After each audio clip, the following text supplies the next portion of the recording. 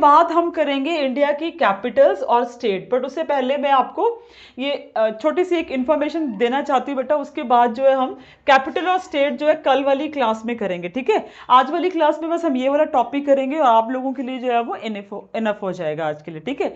सबसे पहले देखते हैं कि the state with the coastal boundaries. Coastal boundaries जो है टोटल हमारे देश में 8 स्टेट्स है और 28 स्टेट्स है और 8 यूनियन टेरिटरीज है। क्या बोला बेटा? 28 स्टेट्स है और 8 यूनियन टेरिटरीज है। बट आपको ये तो जानना ही जानना है, आपको ये जानना है कि हमारे कंट्री में कितनी स्टेट्स की कोस्टल बाउंड्री टच करती है।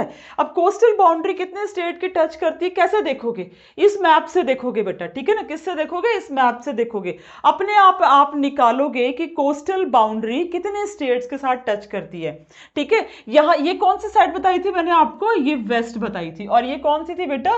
This is your east side. अब हम करेंगे east to west and west to east. याद रखना आपको एग्जाम में दोनों तरह से क्वेश्चन आता है, या तो आप ईस्ट टू वेस्ट बताओगे या वेस्ट टू ईस्ट बताओगे, ठीक है। तो नंबर 1 करते हैं। ये वेस्ट बंगाल 1, उड़ीसा 2, ठीक है, आंध्र प्रदेश 3, तमिलनाडु 4। 4 स्टेट हो गए ना हमारे ईस्टर्न साइड में। आ जाओ बेटा वेस्टर्न साइड में। 5th नंबर पे केरला, 6th नंबर पे कर्नाटका, 7th नंबर पे गोवा, 8th नंबर पे महाराष्ट्र और 9 नंबर पे गुजरात। लग गया बता?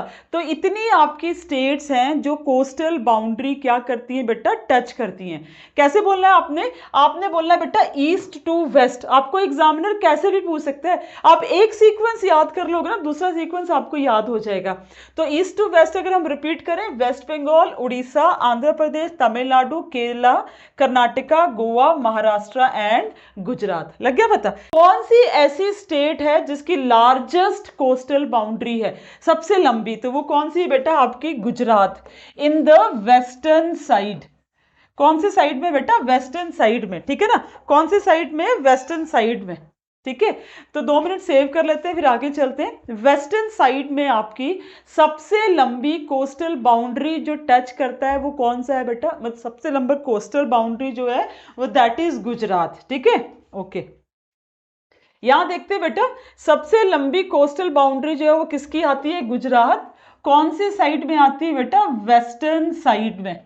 और अगर आपको क्वेश्चन पूछता है एग्जामिनर कि ईस्टर्न साइड में किसकी आती है, ईस्टर्न साइड में, है ना। जैसे मैं मैप पे दिखा देती हूँ आपको, एक बार यहां देखिएगा बेटा, एक बार आपको मैप पे देख के ज्यादा अच्छे से समझ आने वाला है। ये आपके गुजरात की कोस्टल बाउंड्री है, ये गुजरात की कोस्टल बाउंड्री है। कौन सी साइड में है?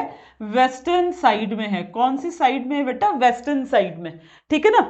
और अगर आपको पूछेंगे कि ईस्टर्न साइड में, क्या पूछ लिया एग्जामिनर ने कि ईस्टर्न साइड में, ईस्टर्न कोस्ट में सबसे लंबी बाउंड्री किसकी आती है, then your answer will be Andhra प्रदेश।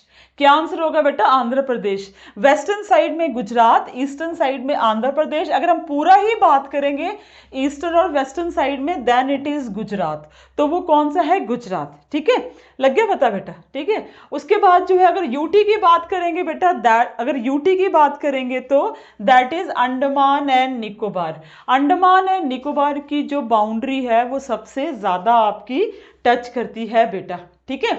समझ में आ गया? उसके बाद आगे इंपॉर्टेंट स्टेट तक में हम जाएंगे। अगले क्लास में हमने क्या पढ़ना है बेटा?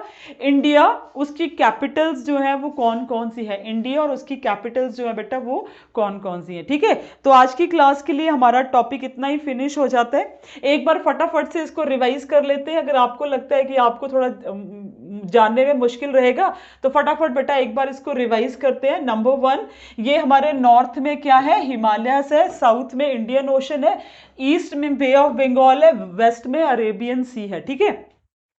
नॉर्थ टू साउथ हमारा 3214 है और ईस्ट टू वेस्ट हमारा 2933 किलोमीटर्स है। आपको इजी हो गया, ठीक है ना। उसके बाद लोकेशनल सेटिंग में देखेंगे तो मेन लैंड ऑफ इंडिया की जो है वो लद्दाख से लेके कन्याकुमारी तक, अरुणाचल प्रदेश से लेके गुजरात तक एक्सटेंड करती है।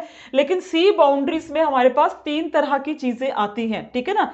बेस लाइन से, याद रखना बेस लाइन से, इसको क्या बोलते हैं बेटा? Base line. क्या बोलते हैं इसको, बेस लाइन। बेस लाइन से 12 नॉटिकल माइल्स तक टेरिटोरियल वाटर्स है और बेस लाइन से 24 नॉटिकल माइल्स तक कॉन्टिजेनस जोन है, लेकिन टेरिटोरियल वाटर से आगे सिर्फ 12 माइल्स तक है, ठीक है।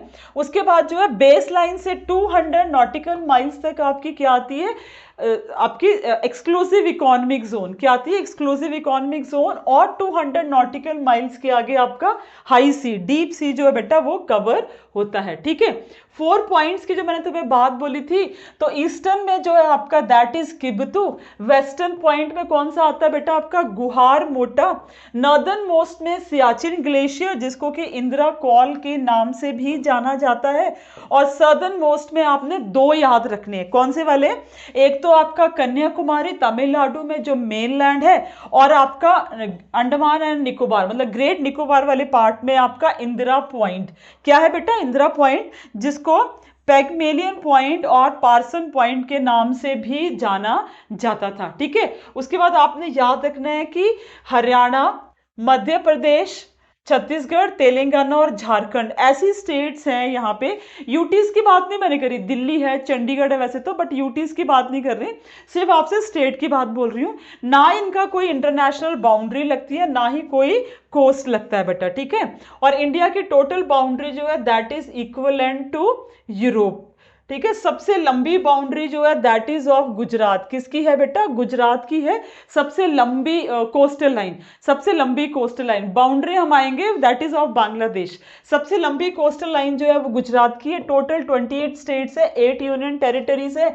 और अगर हम ईस्ट टू वेस्ट देखें तो वेस्ट बंगाल, उड़ीसा, आंध्र प्रदेश, तमिलनाडु, केरला, कर्नाटका, गोवा, महाराष्ट्र एंड गुजरात, ये सारे के सारे हमारे साथ क्या शेयर करते हैं बेटा, इंपॉर्टेंट बाउंड्रीज जो है वो शेयर करते हैं, ठीक है ना। कोस्टल लाइंस है बेटा, क्या है ये, कोस्टल लाइंस है, ठीक है।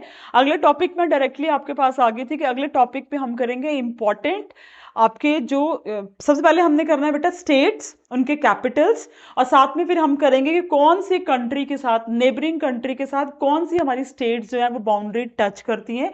ये बहुत ही इंपॉर्टेंट क्वेश्चंस हैं जिनको हम डिस्कस करने वाले हैं। जैसे अगर मैं आपको यहाँ पे लेके जाऊँ 1 मिनट के लिए फटाफट, तो क्या मुझे आंसर देने में कैपेबल हो पाएंगे कि आपको पेपर में कैसे क्वेश्चन पूछे जाते हैं। Okay, if I will be able to get the answer, है ना। यहाँ पे जैसे है question, 4 state which are situated in Himalayas. अगर आपको गैस करना होगा कि हिमालयाज में 4 स्टेट कौन सी है, तो आप क्या बोलोगे, J&K and Kashmir. Okay, 4 states in Himalayas अगर आपको पूछा जाएगा तो Jammu and Kashmir, Himachal Pradesh, Uttarakhand and Arunachal Pradesh. Answer ठीक हो गया ना ये, ठीक है ना। ओके, उसके बाद जितने जितने क्वेश्चन हमने डिस्कस करे हैं, ये वाला भी हमने डिस्कस नहीं किया, ये वाला भी नहीं किया, ठीक है। ये सारे क्वेश्चन जब हम आगे डिस्कस करेंगे तो आपको वहां पे इनके आंसर्स मिलेंगे। बट एक क्वेश्चन मैं आपसे डिस्कस करना चाहती हूँ, वो ये है कि which of the following UT is located on the west coast of India. तो आप बता सकते हो वेस्ट कोस्ट में अरुणाचल, आपका अंडमान एंड निकोबार है, चंडीगढ़ है, दादर एंड नगर हवेली और पुडुचेरी है, then it is the Dadra and Nagar Haveli west coast में लाई करता है, ठीक है। एक क्वेश्चन आप ये भी डिस्कस करो कि which of the following places would you find the least difference in the duration of day and night time. Kanyakumari है, लेह है, श्रीनगर है, ईटानगर और ईटानगर है, ठीक है। तो क्या आंसर होगा, कन्याकुमारी। क्योंकि कन्याकुमारी कैसे होगा बच्चे, मैं आपको बता देती हूँ। यहाँ पे जैसे ये आपका इंडिया है, ठीक है ना, यहाँ पे इक्वेटर होता है, आपको ये ट्रॉपिक ऑफ कैंसर है। आपको पता है जब हम इक्वेटर से के नियर बाय एरिया में होते हैं तो difference in day and night, क्या बोला बेटा मैंने आपको, difference in day and night, ठीक है। Difference in day and night क्या होता है बेटा, लेस, कैसा होता है, कम होता है, ठीक है। जैसे जैसे हम इक्वेटर से नॉर्थ की तरफ या साउथ की तरफ जाते जाते हैं तो difference in day and night, सर्दियों में बहुत बड़ी रातें होती हैं, छोटे दिन होते हैं। जब गर्मियां आती हैं तो बड़े दिन हो जाते हैं और रातें छोटी हो जाती हैं, उल्टा हो जाता है ना। अगर आप जैसे मान लो कि आप दिल्ली में रहते हैं या आप यूपी में रहते हैं या आप बिहार में रहते हैं, तो आप क्या देखोगे, आप इक्वेटर से दूर हो तो गर्मियों में दिन बड़े हैं और सर्दियों में दिन छोटे हैं, तो difference in day and night फर्क पड़ता रहता है ना बेटा, फर्क पड़ता रहता है। लेकिन ये इक्वेटर के पास वाले एरियाज में नहीं होता, यहाँ पे सारा साल भर जो है वो दिन और रात बराबर ही रहते हैं। आप थोड़ा सा ऊपर यहाँ पे नॉर्थ पोल की तरफ चले जाएंगे, साउथ पोल की तरफ, तो आप देखेंगे कि यहाँ पे तो कई कई महीने सूरज उगता ही नहीं है और कई कई महीने सूरज डूबता ही नहीं है। तो सारे कंसेप्ट है, ठीक है। तो यहाँ पे आपने समझना है कि which of the places would you find the least difference in the duration between the day and night time? That it will be Kanyakumari. Leh में भी, श्रीनगर में भी, ईटानगर में भी, हर जगह सर्दियों और गर्मियों के दिन रात में डिफरेंस होगा ही होगा। या दिन बड़े होंगे या तो दिन छोटे होंगे, तो रातें बड़ी होंगी तो रातें छोटी होंगी अकॉर्डिंग टू सीजन। समझ में आ गया बेटा? ठीक है, तो it will happen according to season, वो सीजन के अकॉर्डिंग जो है वैसा होता रहता है। अंडरस्टूड? ठीक है, तो जैसे और क्वेश्चन अगर मैं आपको बोलूं कि which of the parallels divide in latitude divide India into two equal parts, equator, tropic of Capricorn, cancer, तो आप मुझे क्या आंसर दोगे बेटा? Tropic of cancer. ठीक है ना? उसके बाद नेक्स्ट क्वेश्चन जो हमने डिस्कस किया, आगे हम उसको फिर आगे डिस्कस करते रहेंगे, जो जो भी आपके आते जाएंगे। प्रीवियस ईयर के क्वेश्चंस डाल के रखे हैं मैंने, ये बेटा आपके लिए बहुत इंपॉर्टेंट है। मेरे साथ क्वेश्चंस भी जरूर करिएगा, आपको जरूर बेनिफिट मिलेगा। ठीक है, Jai Hind and take care all of you बच्चे।